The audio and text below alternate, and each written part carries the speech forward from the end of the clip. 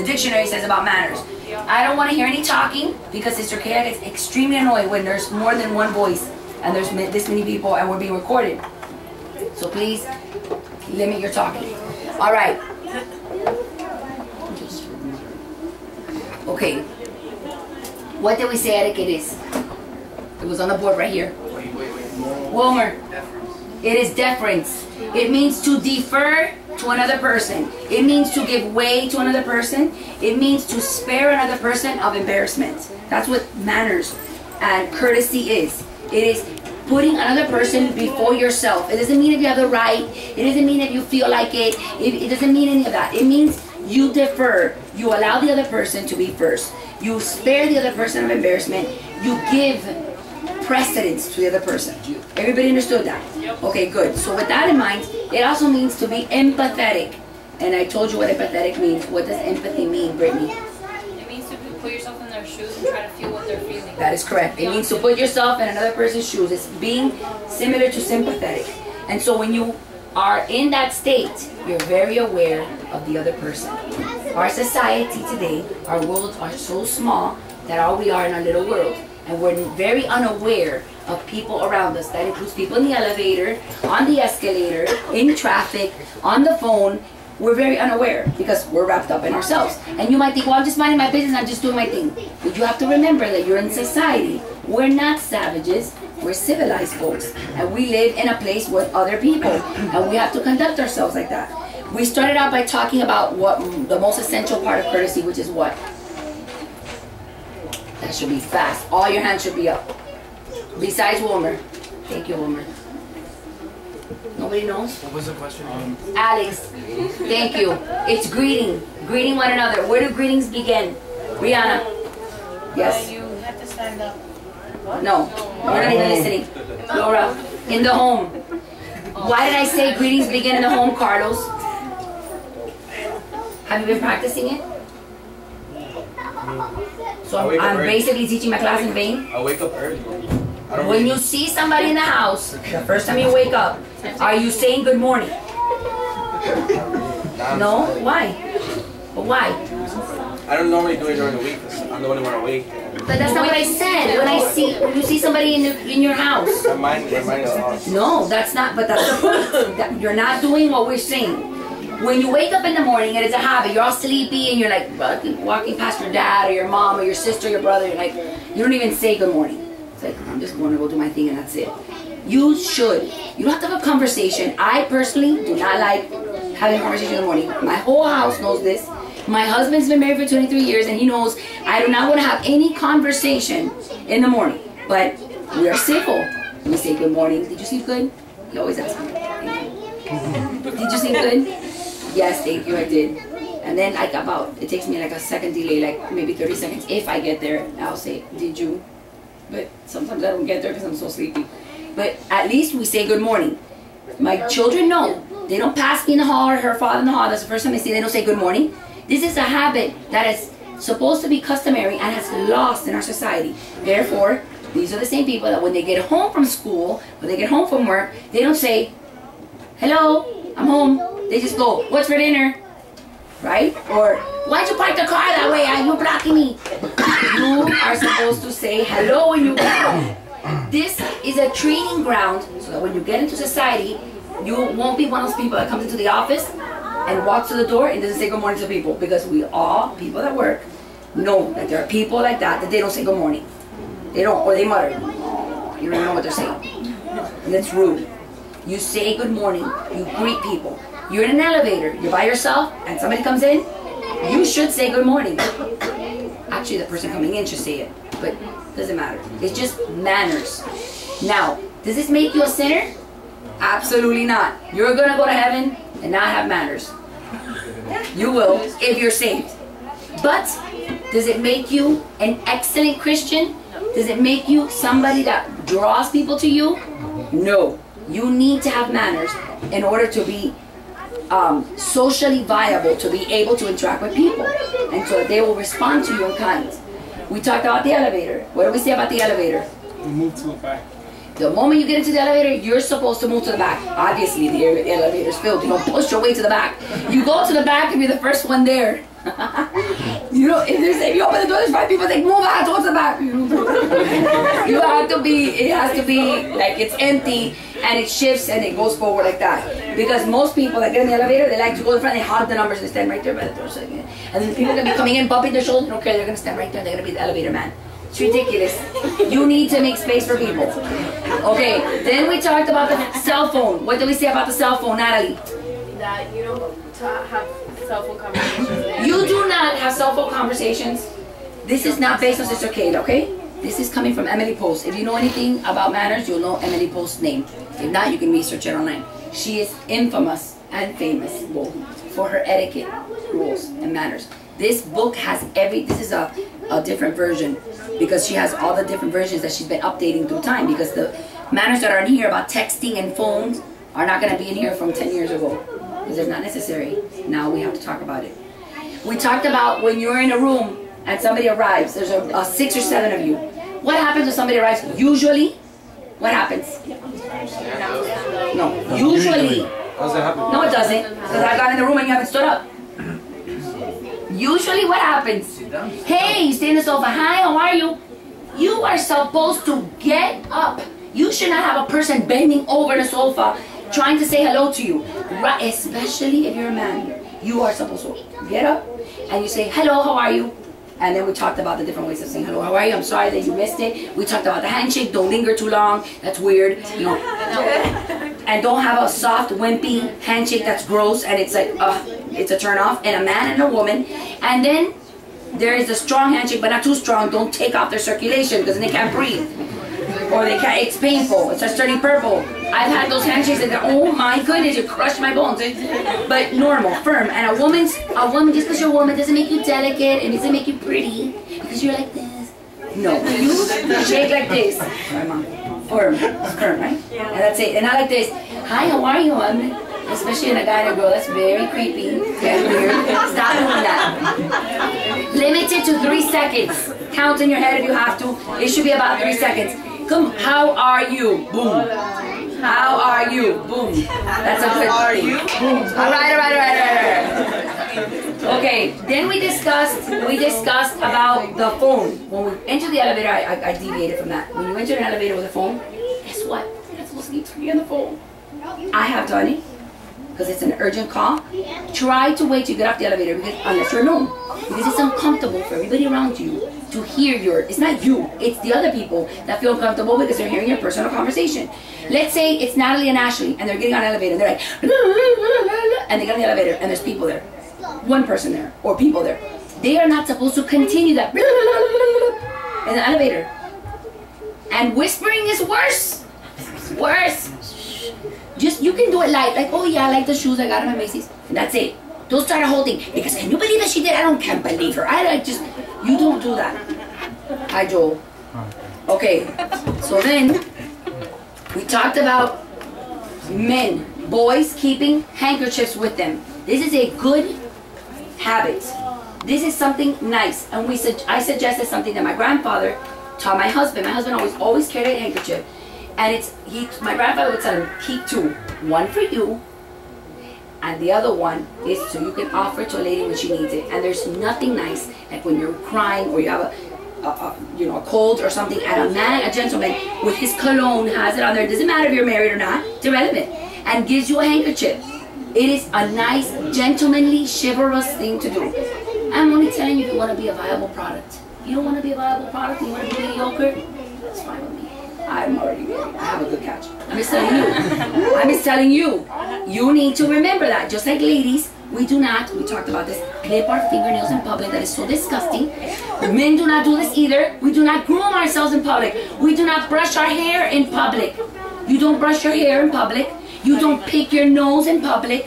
You don't do... I know it's obvious, but I see it in traffic all the time. It's disgusting. But you do not stick your finger while you're eating in a table with people and clean your gum or get something stuck in your tooth. Use a napkin. Yeah, but but people do it. So please hush for the rest of them that probably do it and keeping a secret. Use a napkin, use something. You have to spit out something at the table and it's unpleasant, like you're eating a piece of steak and you get a vein or something that's so gross. And it's just there and you're like, oh no, I don't want to do this. You get a napkin. It's alright to get a napkin and spit it out. It is. And you don't have to get up and go to the bathroom and make a scene and everybody, especially if you're not in a restaurant or you're someone's house and you, oh no, the dreaded hair. The dreaded hair that is like horrible. First of all, you do not tell the host or hostess, oh, look, there's a hair in here. Don't you ever do that. The hostess and host will already be dying as it is. Don't do that.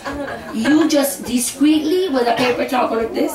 And no, you don't start kicking the person. Can you believe I found hair? You wait till you're in the car.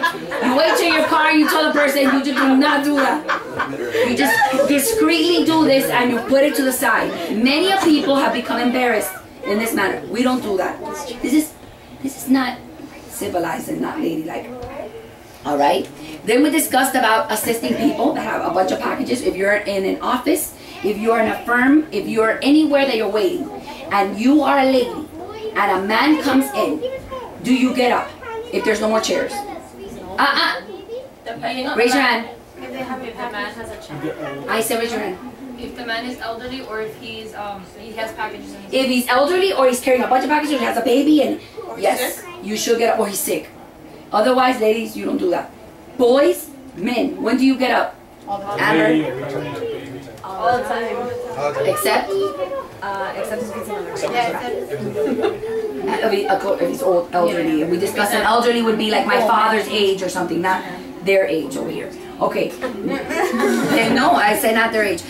Also, young men, I see it all the time. Girls walking by with a bunch of packages, or any female walking with a bunch of packages and a baby and a bunch of stuff. How do you just walk by and you're like, oh, and you think holding the door is enough? You hold the door and you help them. Can I help you? And you never say when you come into a room and to offer your seat, hey, do you want my seat? Why is that wrong? Because they're not gonna say yes, I want your seat. It makes them uncomfortable. They say, yeah, I want your seat. You say, please take my seat. I insist. And no, please, please, please. Don't say, do you want it? And then stand there like hoping you say no. Come on. You don't do that. Remember what I talked to you about. Courtesy is not sparing the other person of embarrassment, of discomfort. Another thing, when someone comes into the room, if you're in someone's house visiting for the first time, you never go to a chair and you sit down. I know, what a shocker. You're all looking at me like, wow, what am I supposed to do? Yeah, you're supposed to stand until you're told to be seated.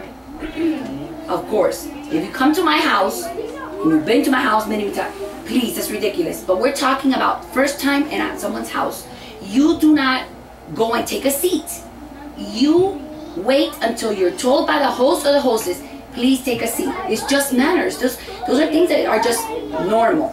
And then once you sit down, and there's different people from the house coming out that are new and you're meeting them, you do not stay sitting in the sofa or the chair going, hi, how are you? You rise up and you acknowledge your host and your hostess. This is not your house, okay? This is not your house. Your house is your house. But in their house, you don't do that until the person makes you feel comfortable. That's why some of you feel more comfortable in some people's houses than others, because the host and the hostess has the ability to be hospitable, but some people don't have that ability. You're gonna have to deal with it. You just can't force it on them. You understand? You don't go ever into the kitchen. You don't open a refrigerator. You don't do any of those things unless the host. Yeah, don't go into bedrooms and start. I've had people in my house opening the armoire and the cabinets and looking in there. It's like, and the medicine cabinet. Everybody loves going to the bathroom to see what they have in there. Let's see if they take Geritol. Anyway, you know, they just wanna be fresco. That's being fresh. This is Spanish word. It means fresh, but it's just in Spanish it's better. And you don't do that. You wait until the person tells you, oh, take off your shoes. I tell people all the time, take off your shoes. I want them to feel comfortable. I don't care because I'm telling them. But it's rude to go to someone's house that doesn't give you that. And you start just going to the bedrooms and wandering off. Oh, can I go see your house? You don't do that unless the host or the hostess offers it to you and takes you around. Okay, then we talked about chewing gum. What do we say about chewing gum? It's a sin. I'm kidding. You don't chew gum. Shouldn't be chewing like a cat. First, let me explain something to you. What my boss said one time. My boss is pretty much an agnostic. At that time, he's not my boss anymore. That he's not really an atheist, but he's, you know, he doesn't have a religion. So he was in an interview with somebody. Actually, not an interview. Was discussing something with the manager. The manager was chewing gum. He told me the story, and I was like, oh my goodness. You know my dad. Anyway, he took the garbage can, took it up from the desk in his beautiful wall paneled office, and went like this. He goes, and the man stood there, and he goes, what? And he's like, spit it out, please. Just like that, because he's like talking to his boss, and he's, but that's rude. I know it seems silly to you. It's just rude. You do not chew gum when you're talking to a superior. You don't do it. Somebody that's above you, somebody that's revered. What is, especially me, I stay away from chewing gum because I look like a cow chewing gum. I know I do. My husband can chew gum and he can keep his mouth closed. I look like a cow. I know. So I just avoid it because I don't want to feel like an idiot. You know, but it's okay to chew gum, but there's times for that. The gum is not supposed to stay in your mouth for hours and hours, and that's kind of gross anyway. It loses its flavor after like 20 minutes anyway. And whatever, but it's just gross and it's bad for your teeth. But you can chew gum. Don't say S.Keila didn't say that. It's just watch when you're doing it. It's not a professional thing to do when you're with a boss. A lot of you don't work yet, so it doesn't matter to you, but it will matter to you. When you're speaking to a professor in college, you don't smack your gum, you don't blow bubbles, you don't make noise, you don't make popping. That sound that they make, you don't do that. You never go like that snorting and trying to get all this to spit out. You don't do that. And young men, we do not spit in public ever, ever, ever, ever. I do not care unless you're vomiting or you're sick. You do not spit in public. You don't spit on a sidewalk. You don't spit on a pavement. You don't do any of that. Okay, good. Huh? You don't spit. That's disgusting. Okay, the other thing we discussed about girls whistling. Do you know, first of all, before I forget, you don't sing at the table and you don't whistle at the table. Oh yeah, we don't hum at the table. When you're at a dinner table, you don't sing, hum, whistle. You don't do that. That's bad manners. I know some of you are like in shock. Some of you, I don't know where your notebooks are. I told you for your notebooks, you're gonna forget. But anyway, the other thing is, you girls, the girls do, I can't even do it. That, which I think is cool if you can know how to do it, but I can't do it. Dude, this is not a habit for girls. This is not a ladylike thing. This is not, if you want to do it, because you're in a football game, you want to do it one time, because it's funny and it's cool, okay. But it's not something that you should practice when you're around people. It's a boy thing. It's ugly. Are you going to go to heaven and whistle? Yes. Yes. Okay. Let's discuss what?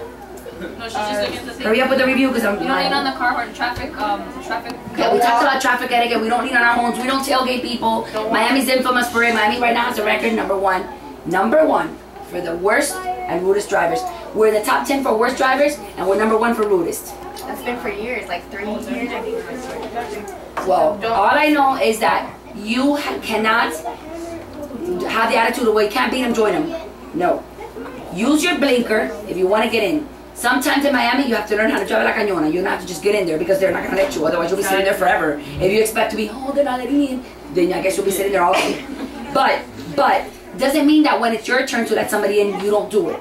You allow somebody. You're not supposed to let 5 people. You let the 1 car, and then let the people behind you be the nice or the rude ones. No tailgating. You do not tailgate. You're supposed to have really 2 spaces, car spaces, 2 to 3 between you and the other person. Let me remind you of the Florida law. If you hit somebody in the back, it doesn't matter what they did, if they slammed on their brakes, if they rubbernecked, it doesn't matter if they just, in that moment, 80 miles an hour slammed it, you will get the ticket no matter what. Because the law is you're supposed to have enough distance to be able to stop. So stop tailgating. It's rude. Do not lean on your horn. Your horn is a warning device. It is not an information device. Like, hello, I'm here, leaning on it. I know it's horrible and it's frustrating, but you can't do that. All right, that's it. Oh, we talked about texting while you're walking. You're in a mall. You're in a sidewalk. I see it all the time. You're not even looking ahead, and you're bumping people. You're in a fair, or you're in an amusement park or a theme park, and somebody bumps your shoulder. Nobody even tells you, oh, excuse me, I'm sorry. That's rude. I don't care if it was a mistake. You say, I'm sorry. Excuse me. You just don't barge like a bull in a china shop. You must pay attention. There's an etiquette for walking. Did you know that? You stay on the right. And if it's a boy and a girl walking together, who's on the left? The man. Right. Because if a truck comes and they're gonna die, not you. Okay, that was a joke. Okay, when you go out in a group, we discussed about making sure that whoever organized the invitation does not if let's say, Ricardita organizes an event. Oh, we're gonna go to the youth fair. Okay, so Ricardita goes and tells Brianna, and she'll tell Laura, and she'll tell Rosa, we're going to the youth fair. Rosa is not supposed to go and say, hey Carlos, we're gonna go to the fair, you wanna come? Laura's not gonna go to her friend and say, hey, I'm going to the fair, you wanna come? Unless you first ask her. That's what you do. Sorry. Okay, same thing with a party, same thing with anything. You just don't ask other people to just join you like that without asking the host or the host. And I told you about my wedding, the joke about the wedding. At my wedding, I had people that told me, oh, this is my neighbor. You should never meet somebody at your wedding unless it's your groom's family or groom's friend or bride's friend that you don't know. That's absurd. How can the bride and the groom not know somebody that's in their wedding? Do you get what I'm saying? That people just show up, oh, because I brought my neighbor, because, no. We do not yawn in public out loud. We don't go, and most certainly I do not want to see your larynx or your esophagus. I don't want to see it. I don't want to see it back there. Your vocal cords, your larynx, I don't want to see the what is that? Uvula. I don't want to see that. Cover your mouth when you yawn, and there should not be an audible sound coming from you. I hear it in the church building. Oh, it feels like the pastor's all boring. It's horrible. You should not be coughing ever without covering your mouth somehow. I don't care if it's like this, a handkerchief, a book, something. Cover your mouth. Nobody should receive wet spray here. That's disgusting. Ah, but it happens all the time. What? I've seen it. What? I've actually seen it. No. Somebody sneezing behind you or coughing on you, you feel, but it happens. You do not clip your, I talked to you about grooming. You do not groom in public. We don't do this. You can put your chapstick on, but you don't just start grooming in public. It's disgusting, and nobody wants to hear it. If you have a dandruff, girls, if you have a dandruff problem, which happens, okay? It happens a lot. All dandruff is, just so you know, is dry scalp. That's all it is. But it is unpleasant for people to view it.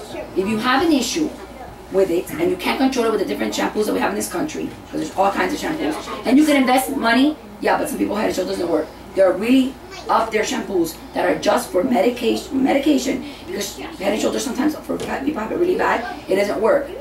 Then spend your money on that instead of spending your money on those apps and everything else you buy. Take care of yourself. And ladies, there's no excuse for it.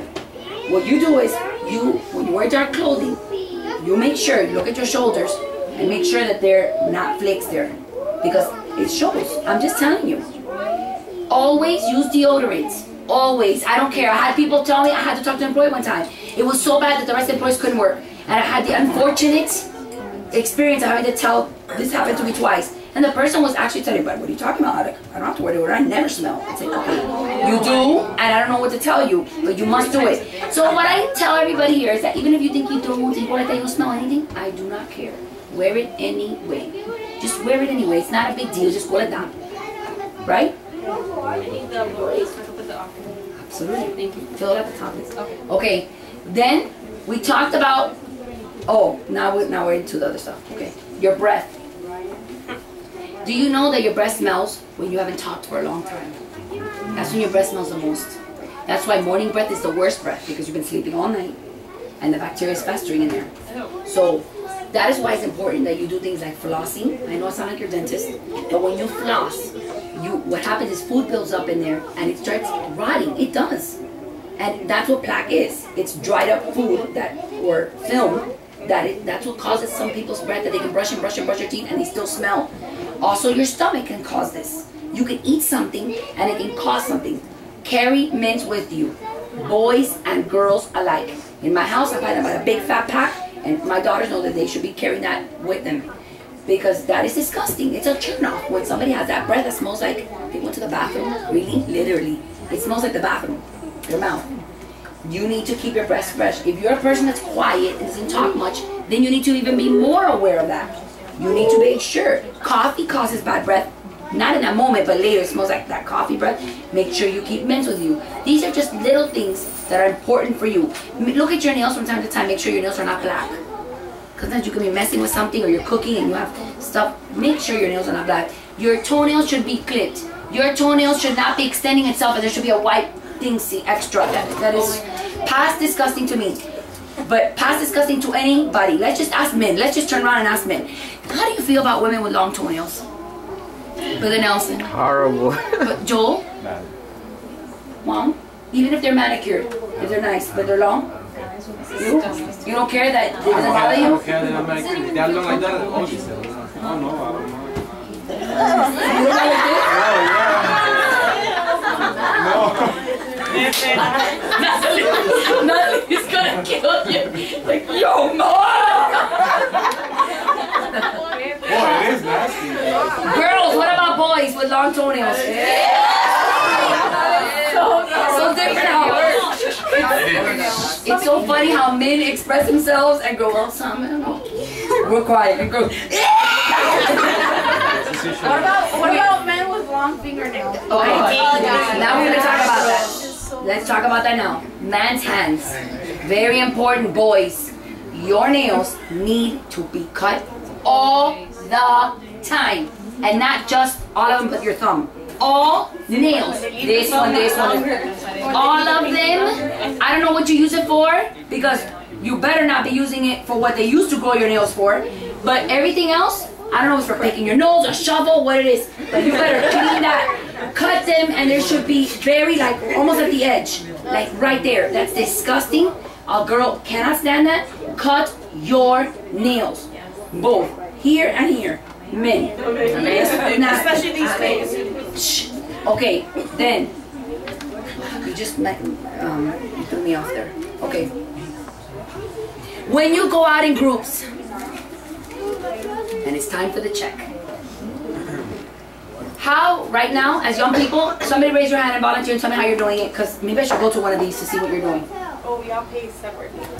And we tell the waiter, oh, it's Okay, what else are you doing? You offer to pay for the other person? No, mommy, I'm talking about in groups. Like, what do you do now? Sometimes, if it's not too big of a group, if it's not too big of a group, we split it. Anybody else have anything to say? Split it. Okay, let me tell you what the etiquette is about that. This can be an uncomfortable thing. Actually, we should be having this conversation down there with the adults too, because some of them don't know the etiquette, but let me just tell you. I agree. Okay, but us here, we want to be excellent, and we're the next generation. Y'all are the next generation. I'm the vieja, you're not. Alright, so what you do is, if you are always in the group, like the same, kind of like the same group all the time, then you should split the check evenly. If you're one of the people that eats a little bit less because you just happen to eat less, you know what? That's part of being included. Because if you start nitpicking, you're not going to get included. Same goes where you're in a group. You're not going to be the only one ordering lobster. You shouldn't do that. Now, you say that for when you go out by yourself or with your family, or I don't know, but if you're in a group, don't be always the one that has to have the filet mignon and the lobster and everybody else is eating a hamburger. I mean, you gotta keep it in perspective. But tampoco you're gonna be going, I only had an appetizer, look at her, she had and I have to pay. Then nobody's gonna want to include you. You have to accept that that's part of the group mentality. When you're in a group, you just split it evenly. You know, if there's an appetizer and you don't eat from the appetizer, who cares? You split evenly. That's part of being in a group. That, you're also putting the waitress out of torment to have a check for every single person. Now, I do agree with what Laura said, because sometimes if you know the group, and some people are always doing it no matter what, then it's just better. If you're in a restaurant where it's a small group, you can split the checks, it's not a big deal. But if you're 18, do not make that waitress. They really hate that, and I just find it to be, but it's hard to control, so that's why you have to as a group. I'll comment about that. I'll get there right there. You have to be very careful how you do it. Bring your money with you. Don't expect somebody to like, oh my goodness, you know, don't do that. It's just bad manners. It makes everybody uncomfortable. Just split it evenly, including the tip across the board. Now, if you're a person that always, like you have a sickness and you only go there to drink water because you can't, I don't know, your gums are wired shut from the dentist for like a few months, I don't know what's happened to people, then okay, then it's consideration that you just give $5 for your water and $2 for your water, whatever, and everybody else pays. But normally, if you're eating, you should split the bill evenly, unless you're gonna do separate checks, and the waitress is okay with it. Yes. Also, in your calculations, you should include your drink. Some people sometimes they're like, oh, I had the $10 meal. They give me $10. Nope. There's no drink. But I just said it. There's no tip. I just said it. And Whoever gets the check at the table, let me just explain to whoever's in here that gets a check. Whoever gets a check at the table should get that total and divide it by the amount of people that are there. Right. After she's added her tip, and your tip, what is tip? 15%. 10%. Absolutely not 10%. You were not born when I was born. 15 or 20. Yeah. 15 That is correct. 15% is the minimum. If you had a good waitress, people, you sow what you reap. If you have good waitress and you go to the restaurant often, take care of your waitress because she'll take care of you. That's right.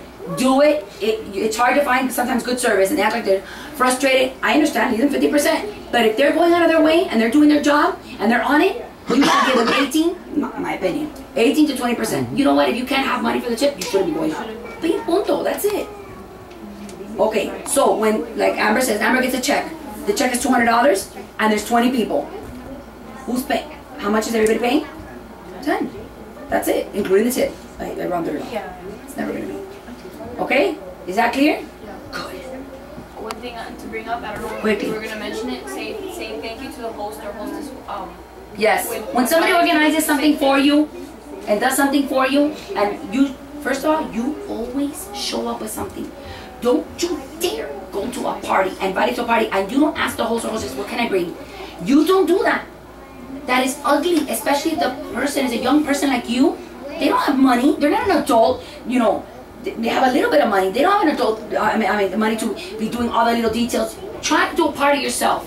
Some of you need to organize something yourself, by yourself, to see what that's like. There's a lot of things you take for granted. There's cups, there's napkins, there's the decorations, there's paper plates, there's so many things. There's disposable coffee cups. Oh, they want coffee creamer. Do you not realize that all that costs money? Sister Kayla, Yes. I think it's really important to mention, you know, especially the reason why I'm here is because I want to, number one, learn. I can learn from this, but also as a congregation, my desire is that we represent the Church of God in the world and to each other to the very best of our abilities.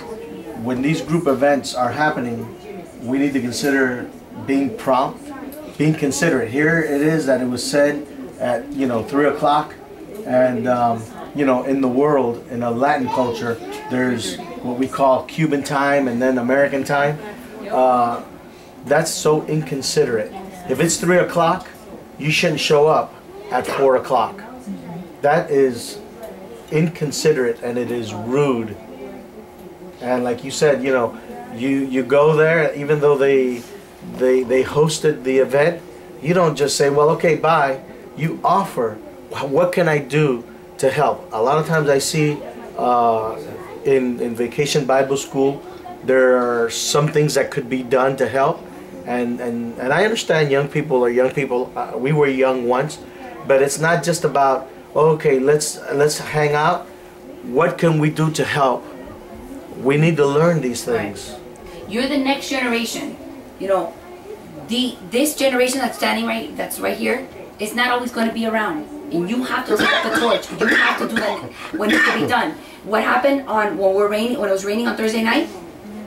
Everybody went home all wet. A group of people stayed till 11 o'clock cleaning, picking up ceviche from the floor. Because Brother Nelson was there and he picked it up. And somebody dropped ceviche on the floor. I don't understand. It's not that somebody dropped a little bit of piece of ceviche. Somebody dropped a little potecito with the top on the. So that means that they knew because it was heavy. With the spoon on the floor and left it there in the rain all soggy like that. It's disgusting. So we have to come with our hands and pick up your junk or somebody else's junk. You're not anybody different. I don't care if you didn't do it. That's just consideration. Can I help you? Can I pick up chairs? Everybody goes home and expecting that there's always a crew to stay behind. That's wrong. You should offer to help. You should offer to do it because when it's your turn, you're going to appreciate it. If it's a party in your house, you wouldn't like everybody leaves you and you look around and say, oh my goodness, look at this mess. And nobody stays behind to help you. When you go to somebody's house, you offer to clean up the table. You don't just say, oh, do you want me to help you? You don't do that. You get up from the table and you start clearing the table. If you ask people, do you want me to lay down? They say, no, I did my part. That's a cop-out. Chichi, I don't want to bore you. You can't be falling asleep. I want to... please sit up. Please sit up. The trait of a leader is that. And we as young people, we should feel that way as leaders. That's how we're going to help each other. And that's the trait of a leader. Every time you say something, do it by yourself. Don't expect the next one. Right, take the initiative. Don't expect the other to do it. If the other person's not doing it, you take the initiative to do it. You need to take the initiative. Okay, back again. Somebody invites you over for dinner, and let's say it's somebody, a friend of yours from work, and they say, oh, come over, I'm gonna make dinner. You offer it? She said, oh, no, I have it covered. Like, I personally usually tell people no because I already know, I already have everything in my head I'm going to do.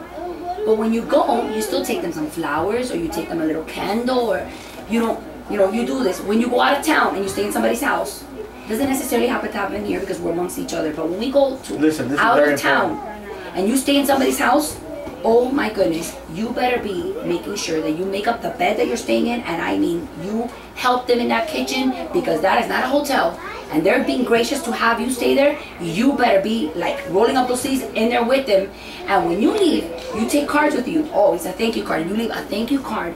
Thank you for staying. You leave it behind. And if you can, put money, and I was gonna say, if you can, if you're there for a week, you should put a little bit of money there. You should do that. If you're there for 3 days, then go buy a box of chocolates, and maybe the hostess likes chocolates, and leave it there. But these are considerate things that men also need to do, not just women and young ladies. Now, we don't do this as often as when we were young. We used to stay a lot of time when we used to go out of town to other people's houses, but things have gotten better, and it's just times are too, I think, hectic, and just people want their privacy, and they don't have enough time to stay in people's houses. But we used to do this a lot when we were young, when we used to have meetings, and special services. All the saints that would go over there would stay in people's houses, and you want to leave a good scent behind. You want to leave a good smell behind. Make sure you clean up after yourself, and you just don't. You're not in your house. You're not allowed to take 3 hours in the bathroom like you do in your house. You're not allowed because you're in somebody's house. You have to be considerate. If you're there for a week, invite them, take them out to eat yourself. You pay for it. I'm sorry. Yes, it's not a freebie thing. It's not like because you know what? They're gonna want you to come back. They're not gonna want you to come back because you're beautiful, wonderful, bubbly personality. They're gonna want you to come back because wow, that person made me feel like all the work that I did was worthwhile. They noticed. So some folks think that it's a vacation, and there's a bad habit of some people saying, oh, it's like a vacation, and you're taking a vacation at a saint's house. Right. And that's not true. You don't do that. You want to go on vacation, you make sure you save money and you go on a vacation. That's right. But don't do it at the expense of someone else's. And if you aren't, if it's somebody that's intimate with you and they're your friend, okay, I understand that. But make sure you do your part. Exactly. You gotta do your part. You're saving the hotel. Do your part. If somebody picks you up for church all the time, here's an example. This isn't a blasphemy to you because most of you don't have this problem, but the older folks, if somebody's picking them up all the time, from time to time, hermano, cógeme para gasolina, just offer it. It's just, they're not your chauffeur. I don't care that we're in the body of Christ. You cannot take advantage of one another. That breeds contempt. There's an expression in English that says familiarity breeds contempt. Too much confianza breeds contempt. And contempt is resentment, deep-rooted resentment, almost borderline hatred. That's what that means. Now, skipping completely to another subject so I can get these two things out of the way. When you go to a funeral, you don't wear red. Of any shade. No burgundy, no red, no hot pink, none of those colors in a funeral. Did you know that? Yes. Good. You shouldn't also wear yellow, tropical, flowers all bright and happy. This is not a happy occasion. You should wear solemn clothes. You don't have to wear black from here to here. It's preferable if you could wear a black skirt or a black, but black and whites and, muted colors, grays. It's a solemn occasion. I would stay away from purple. I would stay away from purple. Dark green, okay, mama? Dark blues, navy blues, all that, Ladies, when you go to a wedding, guess what you never wear? White. People don't know that. I just went to a wedding not too long ago, and a lady that was older than me, she could be my mother, she was wearing a white dress. This was a wedding. You never wear white. Why don't you wear white? Anybody know? Because that's what Ryan is wearing. That's her special. It's not your day, my friends. It's her day. She's the only one in white. You don't do that. Stop it. Okay. When you're in the store, what happens when you have 10 items or less and you get into the line? What should be in your basket? 10 items or less. Because it shouldn't be a shopping cart unless you're literally pushing around a cart for 10 items. Okay. Those are big. 10 items or less, not 11, not 12, only 10 or less. That's it. You just don't do that. Now, if you are in a line and you have a big, which usually happens to me, humongous shopping cart like that full of groceries because you waited too long, and there's a person behind you with a little bit of things. Oh my goodness. What's in that one item? Turn around and say, please go before me. Go, go, go. No. They're always going to go, no. Usually they will. Sometimes they won't. You still say, no, please, go. Let them go. Because you're, or girls, and you're Macy's and there's a sale, and you have like all these skirts and blah, blah, blah, you know? And there's a lady behind you with one thing or two things, come on, let her go. First, I'm sorry, if there's a lot to cover, you're dismissed.